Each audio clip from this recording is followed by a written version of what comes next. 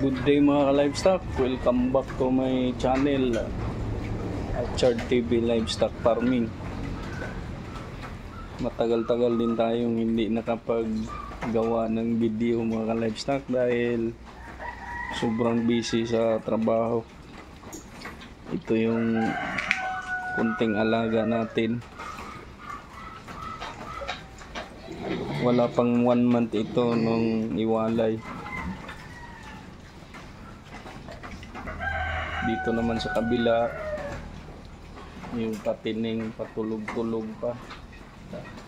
Ayan mga ka-livestock, nagkukumpulad sila.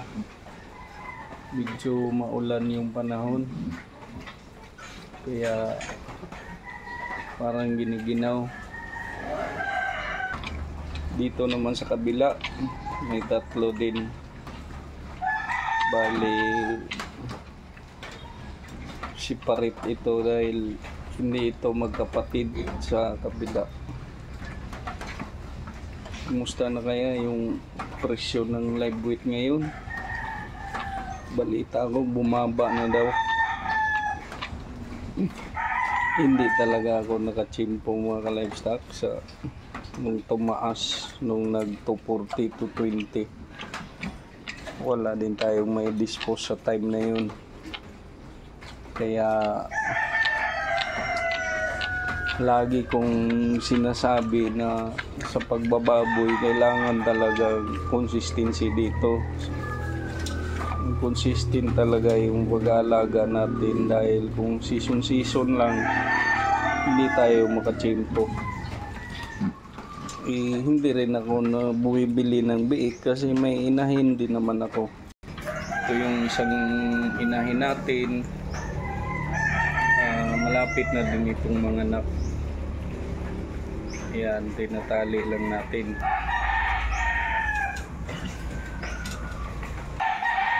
Meron din akong dalawang inahin doon sa kabila, malapit sa bahay. Kaya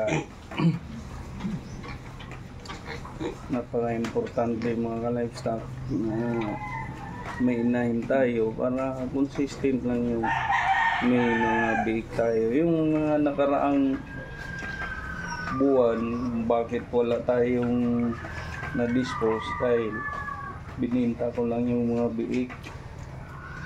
Tsaka medyo hindi din sinuwerte yung isang inahin natin, tatlo lang din yung anak niya.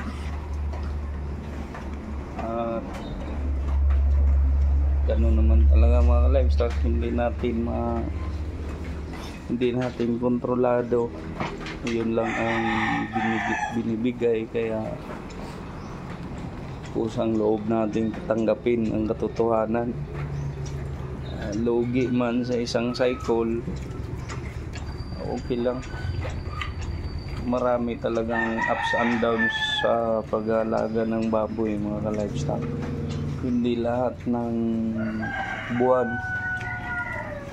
mataas yung presyo ng live weight, kaya kailangan talaga mahaba ang pasensya natin dito. Kasama na din yung malugi tayo, kasama na yun. Hindi na lang natin bibilangin yung pagod natin. Kasama din naman yun sa passion natin na mag-aalaga ng hayop. Kaya disregard na lang natin yun. Sa mga may mga farm boys, yung mga medium scale farm na, kailangan din sila may mga tauhan, so magpapasahod pa. So kailangan kasama yun sa contingency plan natin mga ka-livestock. Marami talagang paggagastusan ang pag-aalaga ng baboy. Ayan. Ito malapit na rin itong yardis. 5 piraso lang naman ito. Anyways, ayos na rin yun. 5 heads lang.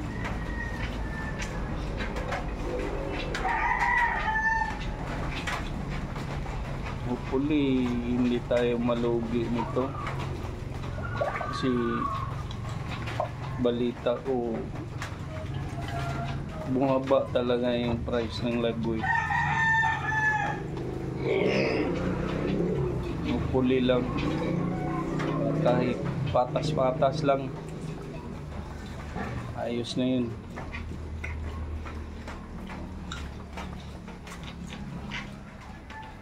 Ayan, starter feeds pa ito.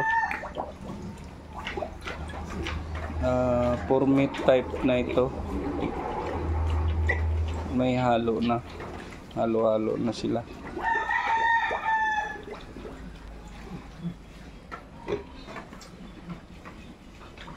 Yan mga ka-livestock, I hope ang magandang result ng mga alaga nyo, maganda yung growth tsaka yung health.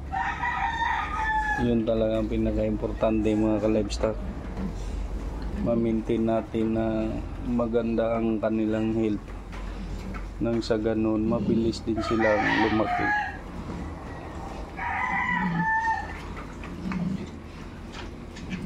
That's all mga livestock. I hope maganda din ang resulta ng mga alaga. Continuous lang tayo sa pag-alaga ng baboy.